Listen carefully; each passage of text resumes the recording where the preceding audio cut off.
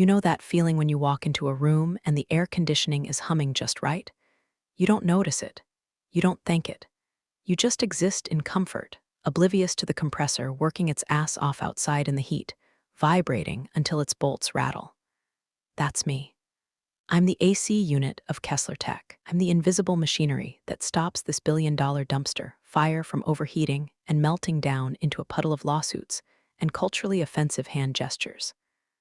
My official title is International Liaison and Cultural Protocol Expert. It sounds fancy, doesn't it?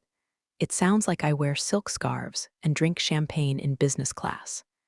In reality, it means I'm a glorified babysitter for grown men with seven-figure salaries who think konnichiwa is a type of sushi. I've been here 10 years. 10 years of cleaning up messes before they happen. 10 years of ensuring that when our CEO, David, shakes hands with a foreign dignitary, he doesn't accidentally insult the man's ancestors by using the wrong grip strength. Today was the beginning of the end, though I didn't know it yet. We were prepping for the Keijiro consortium. This wasn't just a deal, this was the deal. $300 million. The kind of money that buys a lot of silence and a lot of golden parachutes. Keijiro isn't just a company, they are a dynasty. They are old money, Kyoto money. The kind of people who view a contract not as a piece of paper, but as a blood oath. I was in the main boardroom at 6:00 a.m. The cleaners were still dragging their vacuums around the carpet, looking at me like I was a ghost. Probably looked like one. I hadn't slept properly in 3 days because I was too busy rewriting the itinerary that our strategy team had put together. They wanted to take a group of 70-year-old traditionalist Japanese executives to a steakhouse that serves meat on a shovel. I wish I was joking. I stood at the head of the mahogany table, measuring the distance between the chair placement and the table edge with a ruler. 2 inches. Precision matters. In Japan, space is a language. If you seat the chairman too close to the door, you're telling him he's disposable. If you seat the junior associate in the power spot, you're telling the chairman he's irrelevant. I was moving the water glasses, checking for smudges. I held one up to the light, squinting. A fingerprint, disgusting. I pulled a microfiber cloth from my blazer pocket and wiped it down until it screamed with cleanliness. My phone buzzed in my pocket. I checked it. Notification from Reddit. Look, I spend a lot of time lurking on these subs, reading about other people's workplace disasters to make myself feel better. It's cheaper than therapy. Speaking of which, if you guys are actually reading this and enjoying my descent into corporate madness, do me a solid and hit that subscribe button and drop a like. It's the only dopamine hit I'm gonna get today, considering my boss is about to crush my soul. Seriously, 95% of you just lurk like ninjas. Show yourself. I slipped the phone back into my pocket and looked at the seating chart again. I had spent weeks coordinating with the Keijiro advance team. I knew their dietary restrictions, their preferred tea blends, Shizuoka Sencha, not the dust we keep in the break room, and the fact that Chairman Tanaka had a bad left hip, meaning he needed a chair with specific lumbar support. I had that chair brought in from my own office. David, our CEO, walked in at 7:00 a.m. He looked like he'd been groomed by a wind tunnel, slick, polished, and entirely hollow. Mika, he said, not looking at me, but at his reflection in the window. Place looks good. Clean. It's correct, David, I said, my voice flat. The seating arrangement is hierarchical based on the 1868 Meiji Restoration Protocols, adapted for modern corporate governance, just as Chairman Tanaka prefers. Right. Meiji whatever, David waved a hand, dismissing 300 years of history. Listen, we've got a new player joining us today. Chad, new VP of Strategy. He's going to be shadowing the deal. My stomach dropped. Shadowing? I asked, keeping my face perfectly still. I had practiced this face in the mirror for a decade. It's the face of a statue that wants to murder a pigeon. Well, leading. Actually, David corrected himself, finally turning to me. He's got an MBA from Wharton, Mika, sharp kid. Did a semester abroad in Thailand, I think, or Taiwan, somewhere Asian. He knows the vibe. I felt a vein in my forehead throb. Somewhere Asian. Thailand and Japan are about as culturally similar as a monster truck rally and high tea at Buckingham Palace. But sure, David, let's bring in the sharp kid. The Keijiro relationship is fragile, I said, my voice dropping an octave. Chairman Tanaka does not do business with sharp kids. He does business with established trust. We have spent 5 years building this bridge, and Chad is going to drive a Ferrari across it. David grinned, flashing teeth that cost more than my car. Relax, Mika. You're great at the details, the tea and the bowing and the napkins. Let Chad handle the heavy lifting. He's got the energy. I looked down at the table. The perfect alignment of the pens, specific grade of paper I had ordered for the agendas because I knew Tanaka-san appreciated tactile quality. The details are the heavy lifting, I whispered, but David was already checking his watch. Coffee? He asked. I need a double, big day. He walked out, leaving me alone in the silent boardroom. I looked at the empty chair at the head of the table, the one I had prepared for Tanaka. Then I looked at the chair next to it, the one for our lead negotiator. I had prepped those notes. I had translated every nuance. And now, some guy named Chad was going to sit there. My phone buzzed again, an email. I saw the sender and felt a cold chill mixed with a strange warmth. It was from the personal account of Chairman Tanaka's executive assistant, likely dictated by the old man himself. It was in Japanese, of course. Subject: regarding our visit. Adi Tanaka-sama asks if the seasonal azaleas are blooming in the courtyard yet. He looks forward to your guidance, Mika-san. He says the noise of the world is loud, but he trusts your silence. I closed my eyes. They weren't coming for the technology. They weren't coming for David. They were coming because I had convinced them that this company had a soul. And in about 2 hours, a guy named Chad was going to prove me a liar. I walked over to the sidebar and poured myself a cup of the cheap breakroom coffee. It tasted like burnt rubber and despair. I took a sip and let the bitterness sit on my tongue. All right, Chad, I said to the empty room. Let's see what you've got. If arrogance had a smell, it would be sandalwood beard oil and whatever Chad was marinating in. He didn't walk into the briefing room, he breached it, swung the door open with the confidence of a man who has never been told no in his entire life, nor please stop talking, nor that zipper is down. He was 30-something, wearing a suit that was too blue and too tight, exposing ankles that were entirely too hairless. He had that haircut, you know the one, shaved on the sides, long on top, like a cockatoo that works in finance. He was holding a venti Starbucks cup like it was a scepter. So, he boomed, voice echoing off the glass walls. This is the squad. There was no squad. It was just me, David, and the CFO shivering in the corner. Chad, David said, beaming like a proud dad. This is Mika. She's our liaison. Chad turned to me. He looked me up and down, not sexually, but appraisingly, like he was checking the mileage on a used Honda. Liaison, he repeated, testing the word. Cool, cool. So, you're the translator? I'm the cultural protocol officer. I corrected, keeping my voice level. I manage the relationship infrastructure. Right, translator.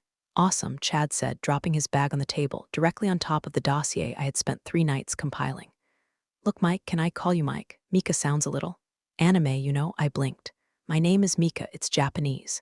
It means beautiful fragrance or new moon depending on the kanji used. It is not anime, got it. Mika. Whatever, he laughed. Sharp, barking sound. So, here's the game plan, guys. I've been looking at this Keijiro thing. It's too slow, way too slow. We've been dating these guys for 5 years. Time to bang, am I right? The CFO coughed. David chuckled nervously. I felt my soul leave my body and float up to the ceiling tiles to die. They are a traditional Kyoto consortium, I said, trying to keep the rage from leaking out of my eyes. They move at the speed of trust. If you push them, will evaporate. Nah, Chad waved a hand, dismissing centuries of Japanese business etiquette.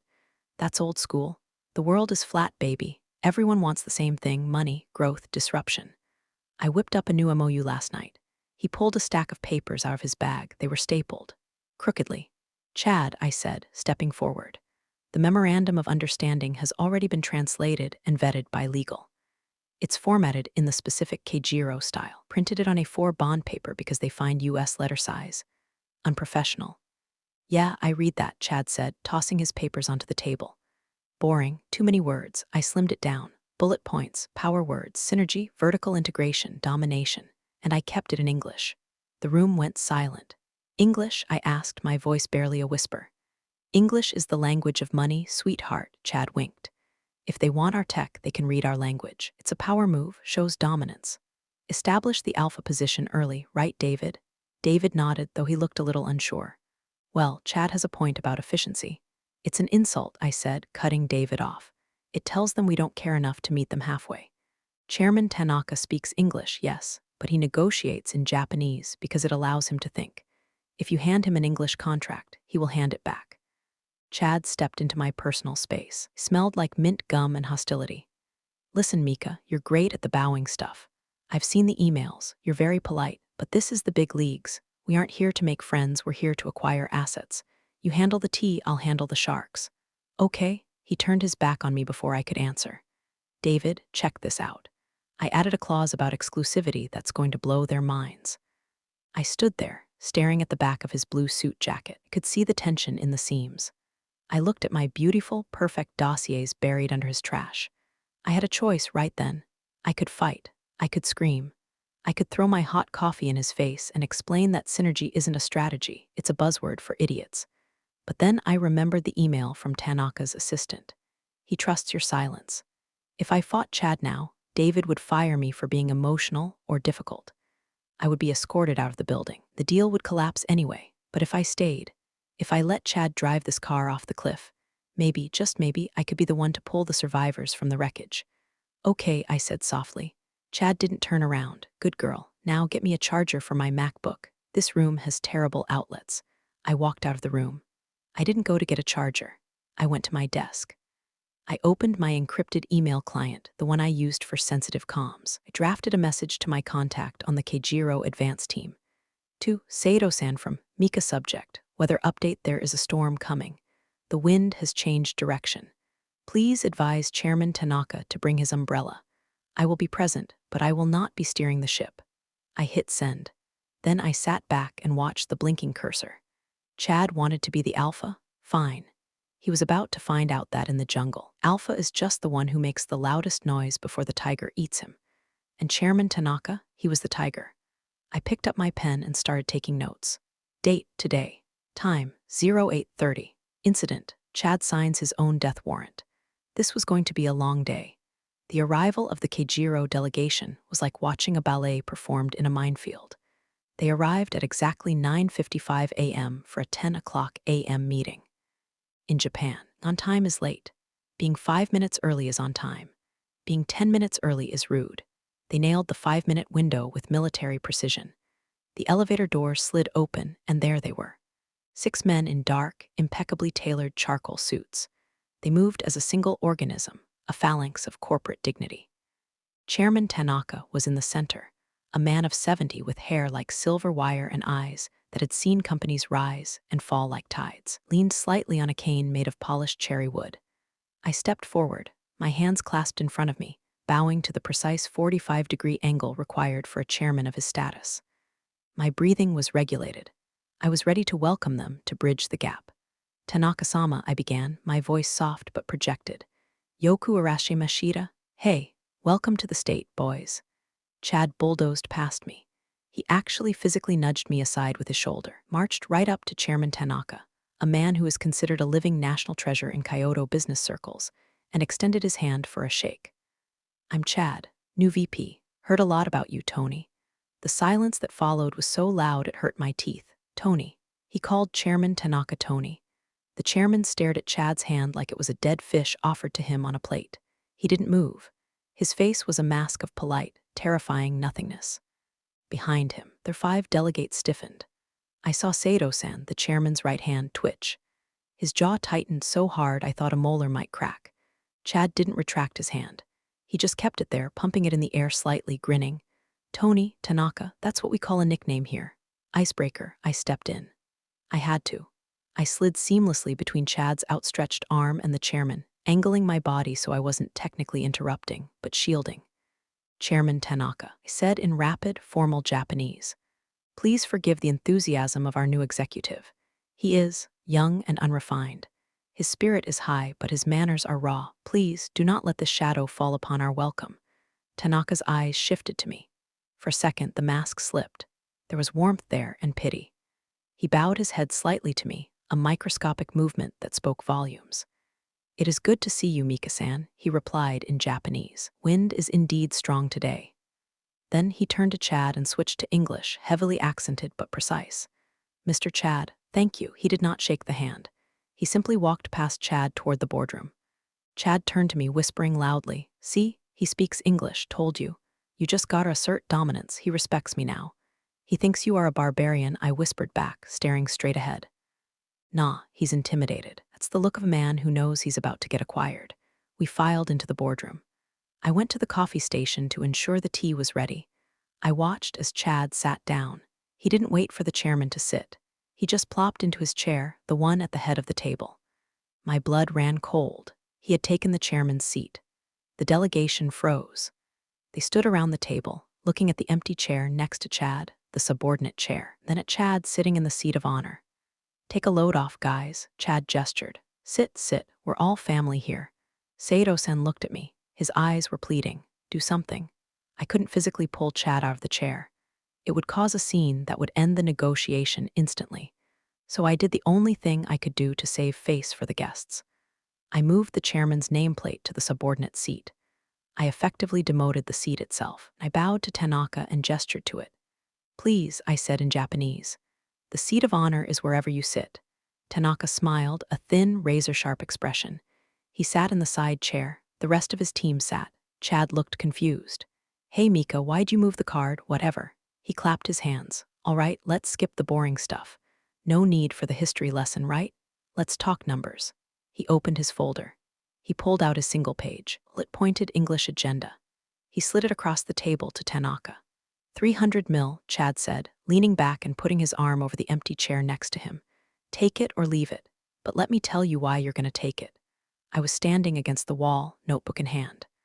I saw Saito-sen lean over to the man next to him, the legal counsel, I think.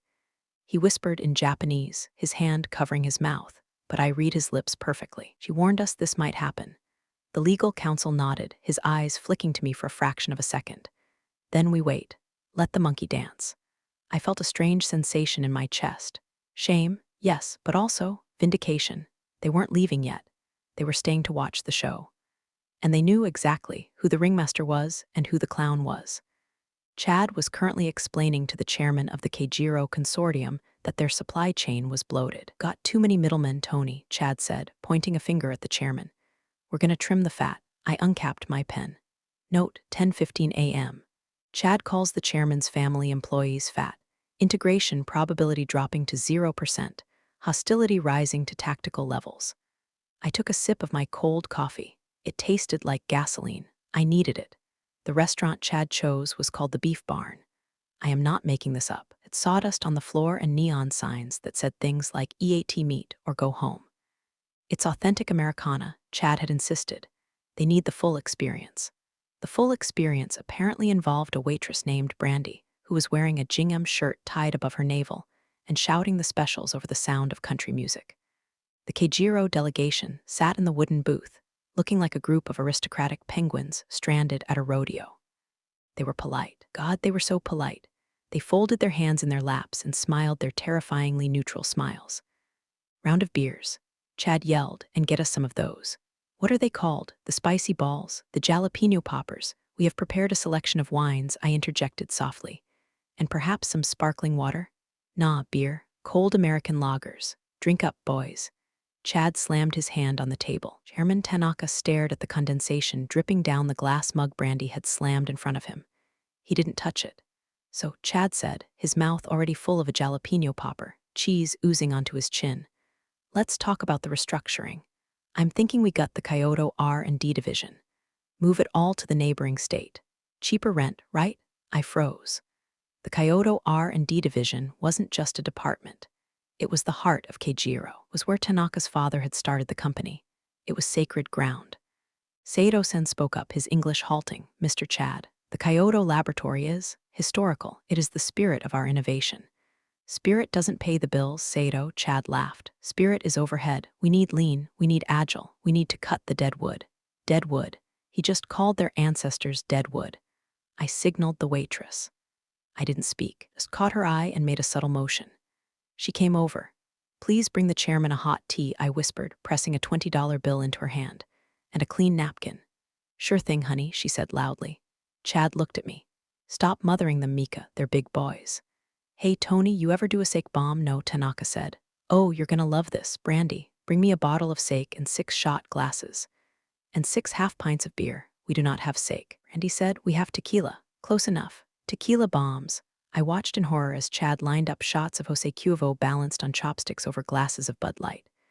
When I pound the table, the shot falls in, and you chug, Chad explained, his face flushed with alcohol and stupidity. 1, 2, 3, sake bomb, he slammed the table. His shot fell in. He chugged it, foam dripping down his shirt. None of the Japanese delegates moved. Their shots remained balanced, they just watched him. Chad finished, wiped his mouth, and belched.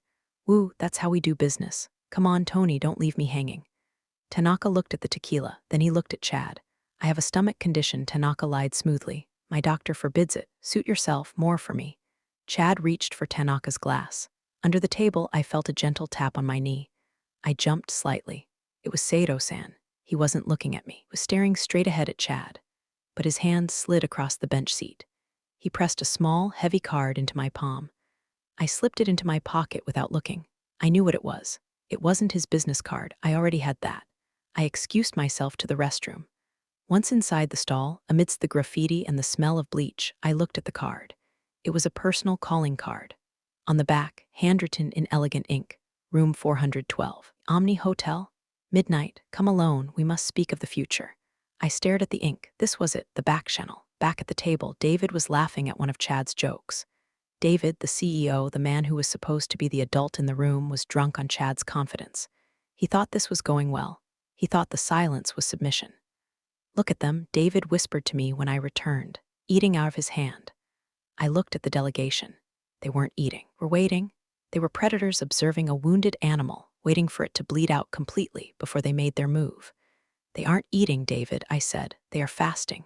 Same thing, David slurred. I sat back down. Chad was now explaining to the legal counsel why American women are more fun than Japanese women. I closed my eyes and counted to 10. Then I counted to 1,000. Midnight. Room 412. Had a few hours to decide if I was going to save the company or burn it down. The next morning, the office felt like the inside of a pressure cooker. Chad was buzzing, literally buzzing. He was vibrating with caffeine and the delusion of impending victory. Today's the day, Mika, he yelled as he passed my desk. Closing time, Glengarry Glen Ross style. The schedule says the closing isn't until Friday, I said, not looking up from my monitor. Today is Wednesday. Today is the factory tour and the cultural exchange lunch. Cancelled Chad said, popping a piece of gum. Boring. Who wants to look at conveyor belts? I moved the boardroom pitch to 2:00 p.m. We lock this down today. I got a flight to Vegas tonight. Celebration, baby. I stood up slowly. You canceled the factory tour? Tanaka-san is an engineer. He started on the factory line. The tour is the only part he actually cares about. Wants to see the welding robots. He can watch a YouTube video. We're pitching the deal. Hard close. He walked away. I went straight to David's office. I didn't knock. David was nursing a hangover, staring at a bottle of vitamin water like it was the holy grail. David, I said, you have to stop him. Stop who, Chad? David rubbed his temples. Why, he's crushing it. Did you see them at dinner? They were speechless. They were horrified, David. Were silent because they were calculating how much it would cost to buy our competitors instead of us. If Chad forces a vote today, they will walk. David sighed and swiveled his chair to face the window. You're too close to this, Mika. You're emotionally attached to the protocol. Chad is a disruptor. Investors love disruptors. The stock is up 2% just on the rumor of his involvement. He called the chairman Tony, I said, my voice trembling with suppressed rage. Canceled the factory tour. He is insulting them every time he opens his mouth. Mika, David said, his voice hardening. Chad is the VP. You are the liaison. Your job is to translate what he says, not to edit it. If you can't get on board, maybe you shouldn't be in the room. There it was. The threat. I looked at David, a man I had saved from a dozen international incidents, a man whose reputation I had polished for a decade, was throwing me away for a haircut and a buzzword. Understood, I said. I'll be in the room to translate. I walked out. I went back to my desk. I opened the file I had been working on in secret, the real proposal. The one that respected the Keijiro lineage, that protected the Kyoto jobs, that outlined a partnership of equals rather than a hostile takeover. It was beautiful. It was written in flawless formal Japanese. It was formatted on A4. I saved it to a USB drive. A plain, black USB drive. I put it in my blazer pocket.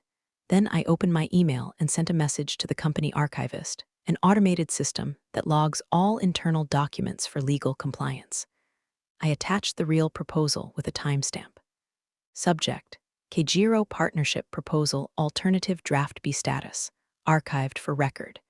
If the ship went down, black box would record that someone had known how to fly it. I checked the time, 1:45 p.m. I went to the bathroom and splashed cold water on my face.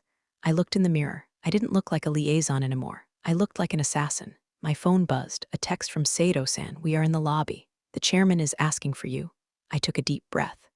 Showtime, I whispered. I walked to the elevator to meet them. When the doors opened, the delegation was there. Looked grim, the air around them was heavy. Chairman Tanaka looked at me. He didn't smile. Mika-san, he said, is it true? The tour is canceled. Yes, Chairman, I said, bowing low. Mr. Chad believes the boardroom is more efficient. Tanaka let out a short, dry laugh. Efficient. A word used by men who do not know how to build things, only how to sell them. He stepped closer to me. We will hear him out of respect for your CEO. But patience has a limit, and my limit is reached. I understand, I said. I led them to the boardroom. As we walked, I felt like I was leading a firing squad to their positions. The only question was, who was going to get shot? The hallway leading to the boardroom is lined with glass awards cases. Innovator of the Year, Best Place to Work 2018. They looked like tombstones today. Chad was already in the room, pacing like a caged tiger. He had a PowerPoint up on the screen. The first slide said dominance in red, all caps, impact font. There was a picture of a lion eating something. It was hard to tell. I stopped outside the door. Sato-san lingered back while the rest of the delegation filed in. Mika-san, he murmured. He wasn't looking at me. He was looking at a fire extinguisher on the wall. Last night, you did not come to the hotel. I could not, I replied, my voice barely audible. It would have been improper. I am an employee of Kessler-Tech. Loyalty, Sato nodded. A rare virtue here, it seems. He turned to face me. Why are you letting him lead? You know this path ends in a cliff. I was told not to interfere, I said. I was told I am just the translator. Sato's eyes narrowed. A katana is just a piece of metal until it is drawn. Do not forget you are sharp, Mika-san, even if they use you as a butter knife. He bowed deeply, deeper than a superior usually bows to a subordinate. We will see what happens when the metal hits the bone. He walked into the room. I stood there for a second, my hand clutching the USB drive in my pocket. When the metal hits the bone, I walked in. The atmosphere in the room was toxic. David sat at the far end, looking nervous. Chad stood at the head, clicker in hand. All right, gentlemen, Chad clapped. Let's get this show on the road. No translators needed for the graphics. Pictures are universal. He clicked the remote. The slide changed to a graph with an arrow pointing straight up. The axis wasn't labeled, it just said growth. This is us, Chad said. We are the rocket, you guys. He clicked again. A picture of a bonsai tree. You guys are the garden, beautiful, but slow. We want to put a rocket engine on your garden. I saw the legal counsel for Keijiro take off his glasses and rub the bridge of his nose. Mr. Chad, counsel said in perfect English. Are you suggesting you wish to launch our garden, metaphorically? Yes, Chad pumped his fist. We take your legacy tech, strip it down, rebrand it as Keijiro X and sell it to the military. Boom, billions, silence, absolute dead silence. Keijiro was a pacifist company. It was written in their charter. They never sold to the military. Ever. It was the one unbreakable rule set by the founder after WW2. I didn't know because he hadn't read my dossier. I looked at David. He was smiling blankly. He didn't know either. Chairman Tanaka stood up slowly. His joints popped in the quiet room. Military, Tanaka asked softly. Hell yeah, Chad grinned. Defense contracts are where the real juice is. We got contacts at the Pentagon. They're drooling over your optics tech. Tanaka looked at me. His eyes were cold, hard flint. Mika-san, he said in Japanese. Did you tell him? I wrote it in the briefing, Chairman. I replied in Japanese. Page 4, paragraph 1. The pacifist clause. He did not read it. Speak English, Chad snapped. No secret codes. Tanaka turned to Chad. You wish to weaponize my father's life work. I wish to monetize it, Tony. Don't get sentimental. It's just glass and sensors. Just glass and sensors. That was the sound of the bridge collapsing. Tanaka didn't shout. He didn't get angry, just reached for his briefcase. We are finished here, Tanaka said. Whoa, hold on. Chad stepped forward, blocking Tanaka's path. You can't just walk out. We have a verbal agreement. We have nothing, Tanaka said. Move, David. Chad yelled. Tell him he's making a mistake. David stood up, looking panicked. Mr. Tanaka, please, let's sit down. Chad is just brainstorming. I am not brainstorming, Chad yelled. I'm telling you how the world works. Need us, you're dying dinosaurs, and we are the meteor. And then he did it. He turned to me. Mika, tell them they're being idiots. I stood still. Don't just stand there, Chad screamed, his face red. Do your job, you're just a secretary. Translate. Tell them to sit the hell down, you're just a secretary. The room froze. Even the air conditioning seemed to stop. Tanaka stopped moving. He looked at Chad. Then he looked at me. The Keijiro delegation waited. If it waited, Chad panted. I felt the USB drive burning a hole in my pocket. I looked at Chad. I looked at his cheap suit, his arrogant haircut, his complete and utter lack of soul. No, I said. Chad blinked. What? I am not a secretary, I said. My voice wasn't loud, but it carried. And I will not translate that. You're fired. Chad screamed. Get out. Get security. I don't think so, I said. I reached into my pocket and pulled out the USB drive. I walked over to the laptop controlling the projector. I pulled Chad's dongle out. The dominance slide vanished. I plugged my drive in. What are you doing? David asked, his voice trembling. I am doing my job, David, I said. I am fixing the protocol. I opened the file. The screen filled with elegant, vertical Japanese script. The title, Proposal for Mutual Prosperity Partnership. I turned to Chairman Tanaka. And I switched. I didn't just speak Japanese. I spoke Kyoto. For those of you who don't know, Kyoto dialect isn't just an accent. It's a completely different operating system. It's softer, more indirect, more poetic, and infinitely more aristocratic than standard Tokyo Japanese. It's the language of geishas, old tea houses, and families that have been powerful for 500 years. It signals that you aren't just fluent, you are of the culture. I looked directly at Chairman Tanaka, ignoring Chad completely. My posture shifted. I softened my shoulders, clasped my hands, and lowered my gaze slightly, not in submission, but in the specific deference of a host to an honored guest. Tanaka-sama, I began, the vowels long and musical. Please forgive the noise of the uneducated. The wind blows loudly through empty bamboo stalks. The effect was instantaneous. The legal counsel dropped his pen. Sato-san's mouth opened slightly. Chairman Tanaka's eyes widened, looked at me as if I had just transformed into a mythical creature. You, Tanaka whispered, you speak the old tongue? My grandmother was born in Jin, I replied, keeping the rhythm perfect. She taught me that business is like tea, it cannot be rushed with boiling water or it becomes bitter. It must be steeped with patience. Chad looked around frantically. What is she saying? David, what is she saying? Shut up, Chad, David whispered, staring at me. He didn't understand the words. He understood the energy. The power in the room had shifted. It was no longer at the head of the table. It was with me. I gestured to the screen behind me. This is the true proposal, I continued in the dialect. It honors the pacifist clause. It preserves the Kyoto laboratory as a heritage site of innovation. It suggests a joint venture for medical optics, not military application. It brings profit, yes, but it brings honor first. I turned to the delegation. Do not wish to be a meteor. We wish to be the soil in which your garden grows larger. Tanaka stepped forward. He walked past Chad as if he were a piece of furniture. He came to stand in front of me. He looked at the screen. He read the Japanese text. He saw the respect for his father's legacy woven into every clause. Who wrote this? He asked in English, his voice thick with emotion. I did, I said, 3 days ago, when I realized the path we were on. Tanaka turned to David. Mr. CEO, Tanaka said, his voice cold as ice. Your vice president offered me money and insults. Your secretary offered me a future. David swallowed hard. He looked at Chad, who was sweating profusely. Tanaka-san, David stammered. I didn't know. Ignorance is not an excuse for leadership, Tanaka snapped. Then the chairman did something unprecedented. He bowed to me, deeply. A full 45 degrees. Do not sign with children, Tanaka said, gesturing back at Chad. And we do not sign with men who are deaf to their own advisors. He paused, letting the silence hang. We will sign, Tanaka said, but only if she is the signatory, only if she leads the partnership. Chad exploded. Her? She's a translator. She fetches coffee. You can't be serious. I have an MBA. I have. Tanaka raised one hand, palm out. Silence. It wasn't a shout. It was a command. Chad's mouth snapped shut. You have an MBA, Tanaka said. She has Kokoro, heart. You cannot buy this at university. Tanaka turned his back on Chad and looked at David. Well, do we have a deal with her? David looked at me. He looked at the $300 million walking out the door. He looked at Chad, who was now just a liability in a blue suit.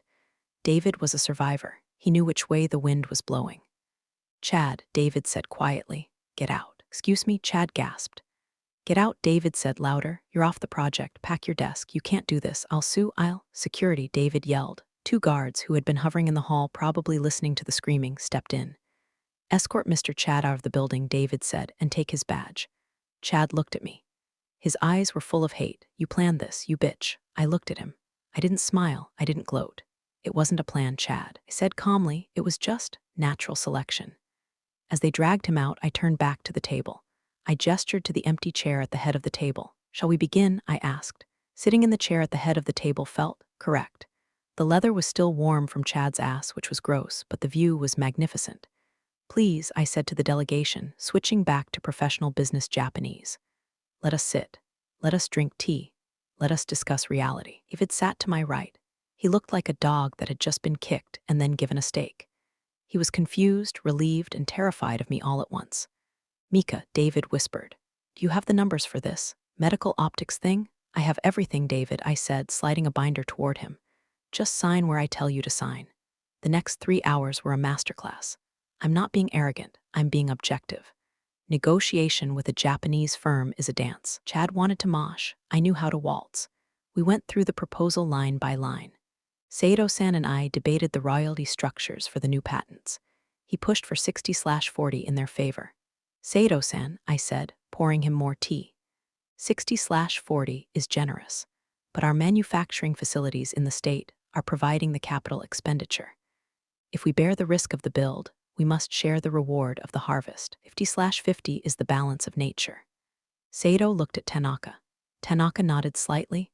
50/50 is acceptable, Saito agreed. David's jaw dropped. Chad had been fighting for 70/30 and getting nowhere. I got parity with a metaphor about harvest. We moved to the personnel issue. We want assurances regarding the Kyoto staff, the legal counsel said. No layoffs for 5 years. 3 years, I countered. We will implement a voluntary retirement program with generous benefits and a cross-training program for younger engineers to come to the state. We don't want to cut them, we want to mix the bloodlines. Tanaka smiled. Mix the bloodlines. A dangerous proposal, but interesting. Agreed, the council said. By 5:00 p.m., the deal was done. The papers were finalized. The pacifist clause was bolded and initialed. David picked up his pen to sign the main contract. Wait, Tanaka said. He pointed to the line below the CEO's signature. The witness line. Usually this is for a notary or a lawyer. She signs too, Tanaka said, as the project lead. David looked at me, but she's the liaison. HR doesn't have a code for. Make a code, Tanaka said, or I do not sign. David scribbled something on a notepad. Fine. Mika, you're now VP of International Strategy. Is that okay? With a corresponding salary adjustment and equity package, I asked, pen hovering. David looked at the $300 million contract. He looked at my face. Yes, he croaked, double, triple, whatever, I signed. My hand didn't shake. The ink flowed black and permanent. Tanaka signed. He stamped it with his personal hanko, a red seal of vermilion ink. It is done, Tanaka said. The room relaxed. The air pressure equalized. Legal counsel actually cracked a smile. Sake? Saito-san asked. Real sake, not tequila. Yes, I laughed. I have a bottle of Dasai 23 in my office. I was saving it for a special occasion. This is it, Saito said. I went to get the bottle. As I walked past David, he grabbed my arm. You saved my ass, he whispered. But you humiliated me. I saved the company, David, I said, pulling my arm away. Your ass was just collateral damage. I walked out to my desk. The office was buzzing with rumors. People were staring at me. Chad's desk was already being boxed up by an intern. I saw his dominance poster sticking out of a trash can. I grabbed the sake. I could hear the hum of the air conditioning. Steady, powerful, invisible. I wasn't invisible anymore. And honestly, I kind of missed the quiet. But the view from the head of the table was worth the noise. We drank the Dasai 23 in the boardroom. Tasted like melon and flowers and victory. Chairman Tanaka raised his glass to me. To Mika-san, he said, the bridge builder. To the future, I replied. After the delegation left, escorted by me personally to their waiting limousines, I stood on the sidewalk and watched the taillights fade into the state dusk. Saito-san had shaken my hand firmly before getting in the car. We will see you in Kyoto next month, Vice President. I look forward to it, I had said. I walked back into the building. The lobby was empty.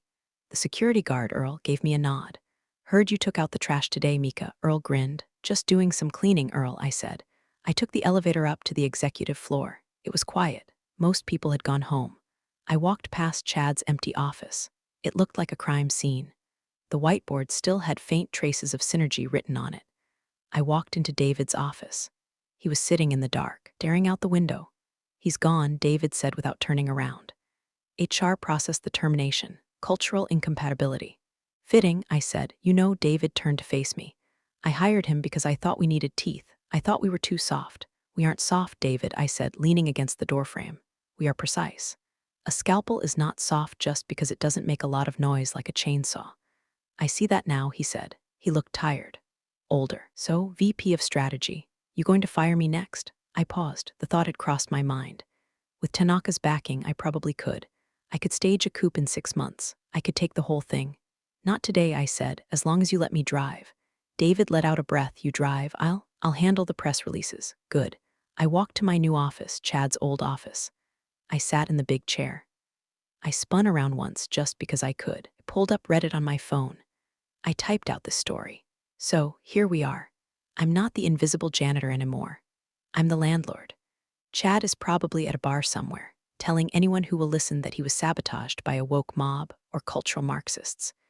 He'll never understand that he was taken down by a woman who simply knew the difference between a bow and a nod. I looked at the Lululemon leggings I had bought myself as a treat on the way home. They were in the bag on the desk. Maybe I'd wear them to the office tomorrow. Who's going to stop me? I'm the one with the $300 million signature. I poured the last drop of sake into my cup. I toasted the empty room. Kanpai, bitches. I took a sip. It burned. It was perfect. End of story. Big thanks, you legends of the old office days. Subscribe to keep the switch-flicking chaos alive. Your ex-boss is shaking in their loafers.